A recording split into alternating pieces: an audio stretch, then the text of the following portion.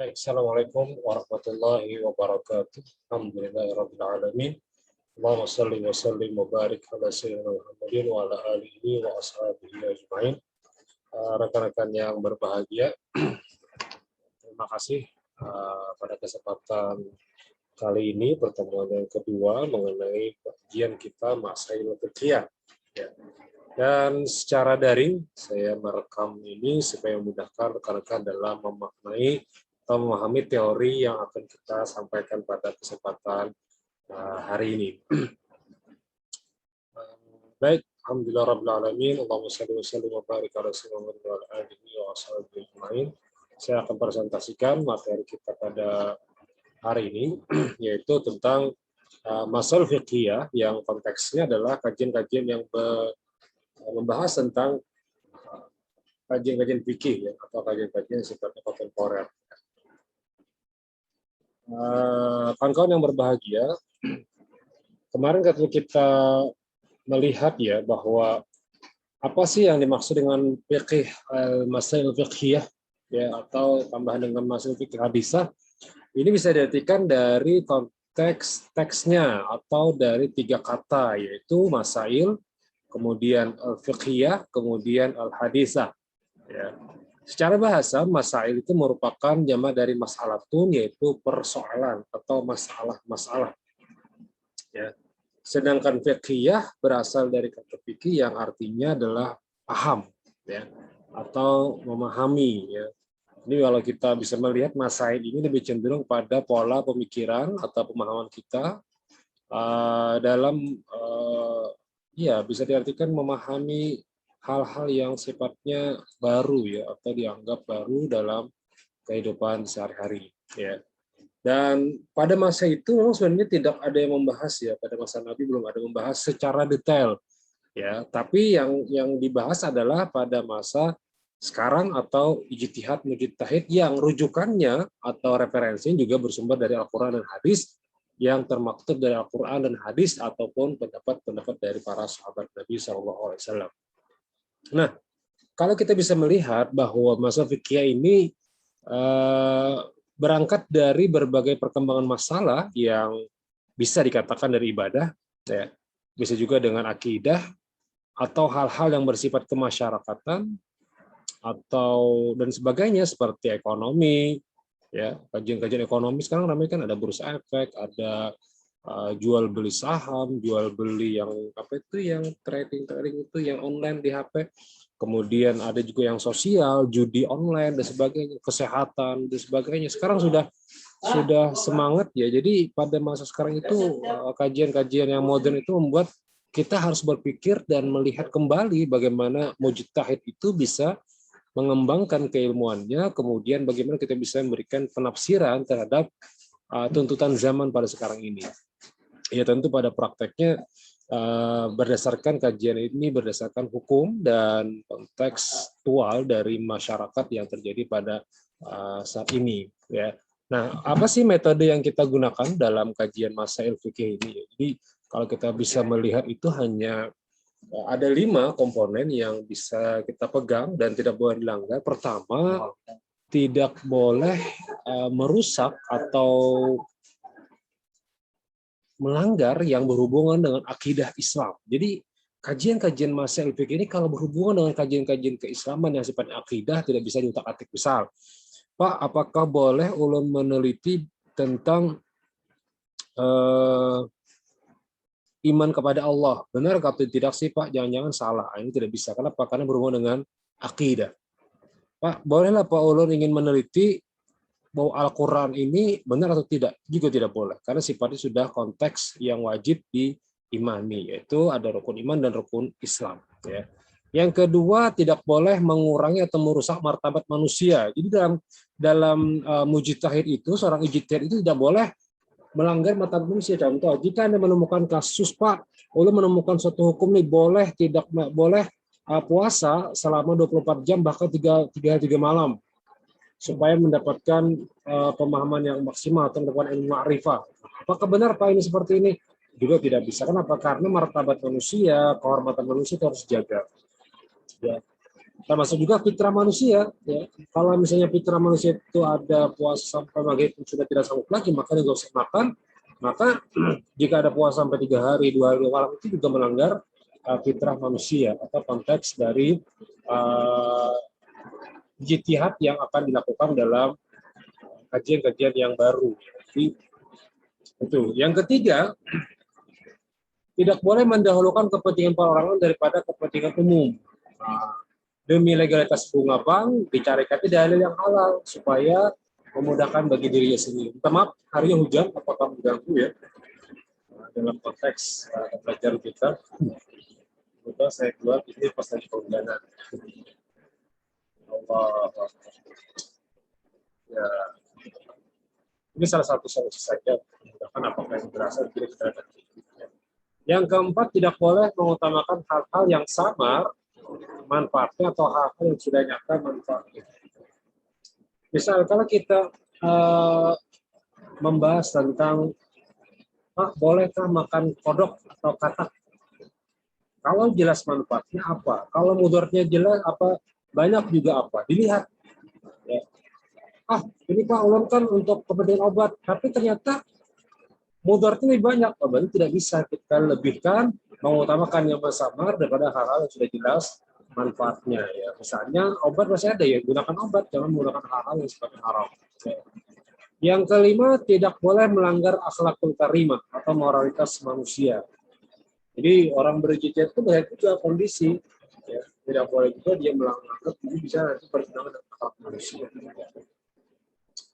Nah, kalau kita melihat kajian-kajian masalah fikih tadi, ada kajian-kajian yang sifatnya transplantasi organ misalnya. Saya juga tidak paham sepenuhnya bagaimana organ itu bisa dipindah ya. Secara manusiawi sih ternyata bisa oleh kedokterannya. Tapi secara saya berpikir secara cepat, bingung juga bagaimana cara memindah. Ya. Kadang sempat berpikir juga bagaimana kalau kita bisa transplantasi organ dari yang mungkin Muslim terhadap orang yang tidak diketahui. Ya, siapa dia, agamanya apa, dan sebagainya. Mungkin kita kadang berpikir juga, jangan-jangan nanti mereka bertanya, wahai seorang muslim, tidak, kenapa? Karena jantungnya bukan muslimi atau sebagainya. Itu kan kadang kita jadi pertanyaan juga ya, benar atau tidak. Ada juga yang mungkin sifatnya apa ya, bayi tabung mungkin kali ya. Bayi tabung atau sebagainya. Saya juga tidak paham juga dalam konteks bayi tabung itu bagaimana sistem pembuatannya ya. Jadi pola yang demikian, kemudian perubahan dari sini, juga kadang membuat kita bingung, ya. Karena bakarnya hanya yang di bidang kedokteran saja. Ya. Hanya dokter yang bisa memahami. Tapi kalau kita membahas tentang kontekstual kita di masyarakat Banjar, ini penting juga. Saya tuliskan saja di sini bahwa masyarakat Banjar juga memiliki materi yang menarik dalam kasus fikihnya seperti Bayun ya. Ini ada ayat maulid ya. Bagi maulid kita lihat apakah ada hal-hal yang bersinggungan dengan yang sifatnya haram atau dan sebagainya. Orang akan bertanya nanti bagaimana hukum tentang bayun maulid. Itu dari Banjar itu sebenarnya bayun ya. Bayun maulid ya. Apa kemarin saya bilang ada yang berpendapat bagaimana jika ada kubur yang berwarna kuning. Kubur yang ada kain kuningnya. Bagaimana pendapat kita dalam konteks kelompok ini. Ya.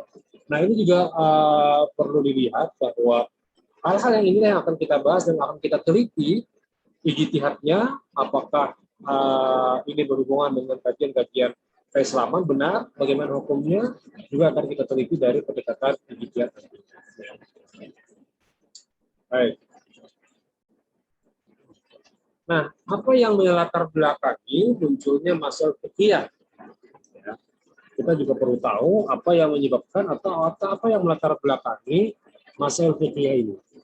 Yang pertama dari kajian sosiologis, ya, yaitu status atau pranata sosial yang terjadi dalam kehidupan masyarakat yang berbeda-beda, sehingga kehidupan masyarakat selalu diukur dengan status sosialnya atau ada kecenderungan masyarakat terhadap pergaulan. Dalam kasus ini muncul persoalan fikih terkini seperti aborsi dengan alasan sosial dengan akibat pergaulan bebas. Ya, itu juga penting. Dan kawan-kawan akan dalam resumenya nanti tolong sebutkan faktor-faktor yang melatar belakangi dari munculnya masalah fikih hadisah ini. Masalah fikih ini. Satu, dari aspek sosiologis. Saya contohkan sini seperti aborsi dengan alasan sosial dengan akibat pergaulan bebas. Ya, silakan Anda cari lagi apa yang menarik dalam kajian sosiologis.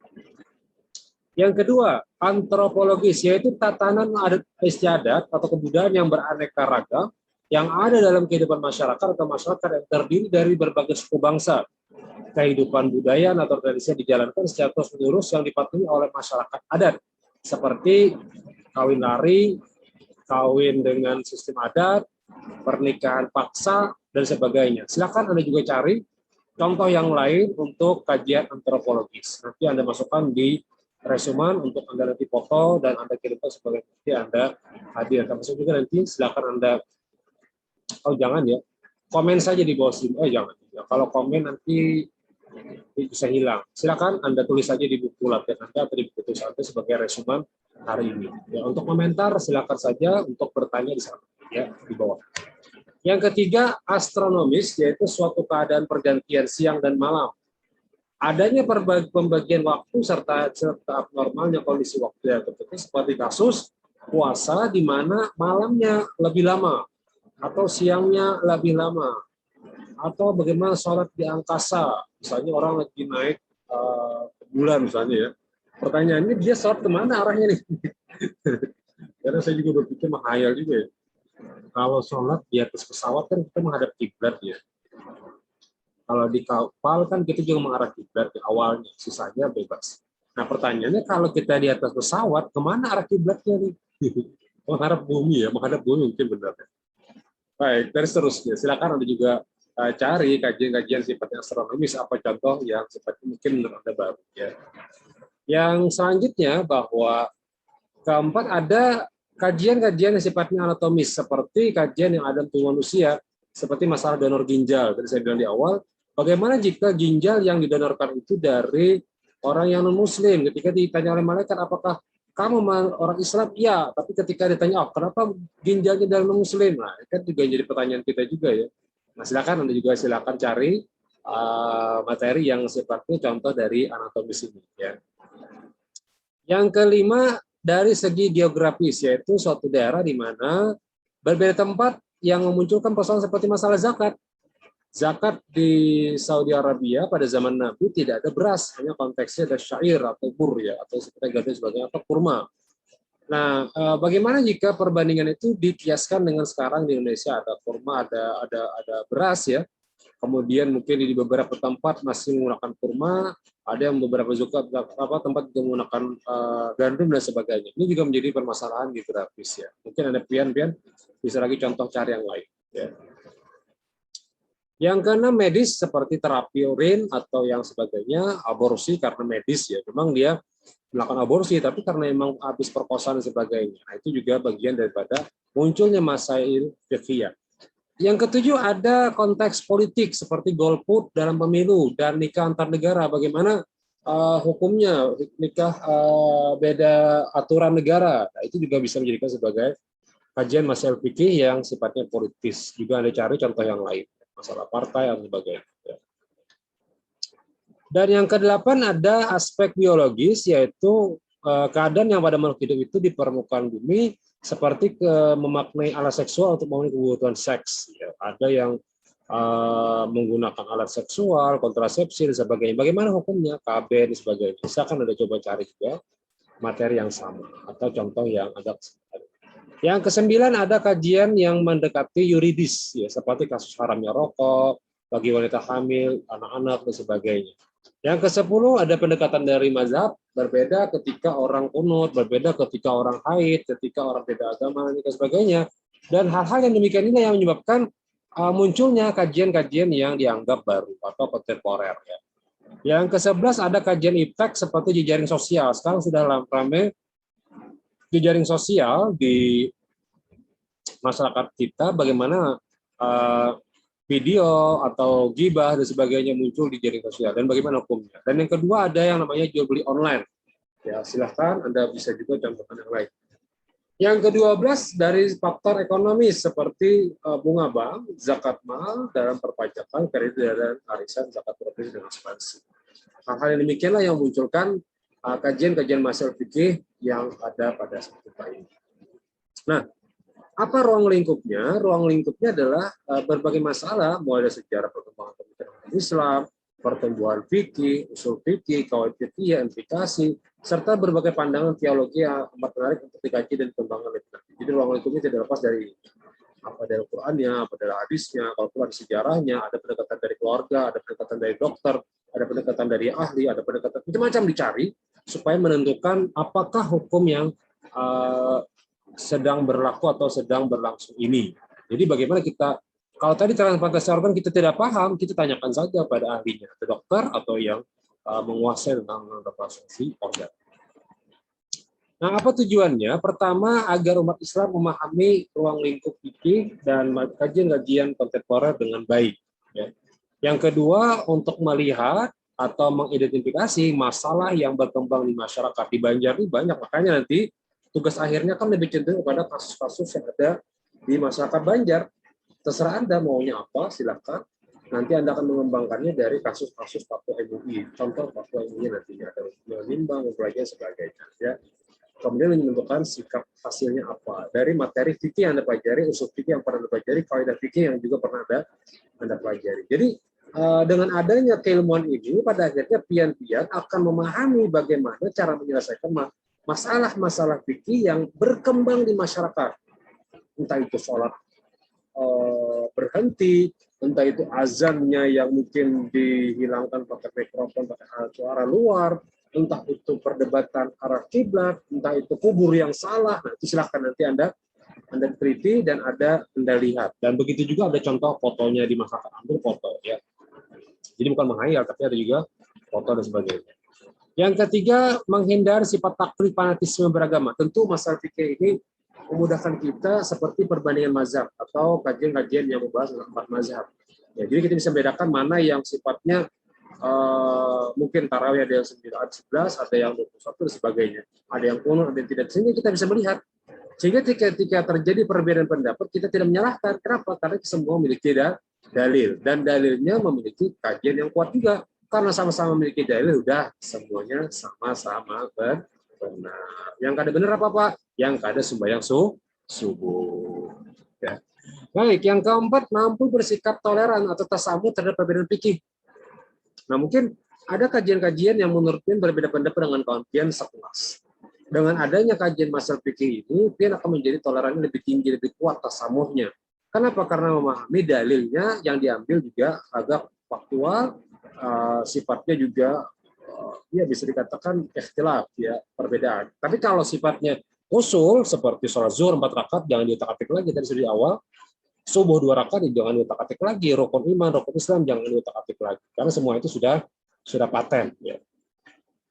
Nah, yang kelima, Anda akan menerapkan apa? Bahwa akan dapat menerapkan kaidah-kaidah fikih yang sifatnya terperinci. Jadi ketika kita melihat dalil yang nanti juga akan menjadi referensi dalam menentukan sebuah hukum, dia akan melihat dalil-dalil tersebut. Yang keenam, tentu hal ini akan menjadi sebuah jalan keluar untuk kasus-kasus yang mungkin terjadi di masyarakat kita. Misalnya semalam kita bahas bagaimana hukumnya meracuni ikan dengan cara menangkap ikan dengan cara meracun atau memputas jalan Banjar. Nah, itu kan bisa diteliti itu. Pencemaran lingkungannya, sungainya, iwaknya itu apakah beracun juga ketika kita makan. Nah, itu kan juga masalah ya. Dan seterusnya. Itu bisa diteliti nantinya. Ya. Tapi sabar, nanti akan kita lihat lagi. Baik, demikian apa yang bisa saya sampaikan. Mudah-mudahan ini bermanfaat bagi kawan-kawan dan menjadikan ini sebuah teori awal dalam pembelajaran kita di mata kuliah Masail Fiqih Al-Haditsah atau Masail Fiqhiyah. Ya, kenapa saya merekam ini supaya memudahkan juga kawan-kawan dalam mengulang atau mempelajari materi-materi yang sifatnya sudah dijelaskan di awal. Dan silakan kawan-kawan berikan komentar di bawahnya sebagai bukti bahwa Anda memiliki antusias kehadiran dalam berbagai aspek pertanyaan. Boleh bertanya, boleh juga berkomentar, boleh juga melanjutkan materi yang lainnya yang sejalan dengan materi yang sama. Ya. Kemudian silakan Anda resume dan Anda kumpulkan nanti 1,5 jam kemudian akan saya tutup link form Google-nya. Ya. Terima kasih. Adanallahu wa iyyakum ajma'in. Subhanakallahumma wa bihamdika asyhadu an la ilaha illa anta astaghfiruka wa atubu ilaik. Assalamualaikum warahmatullahi wabarakatuh.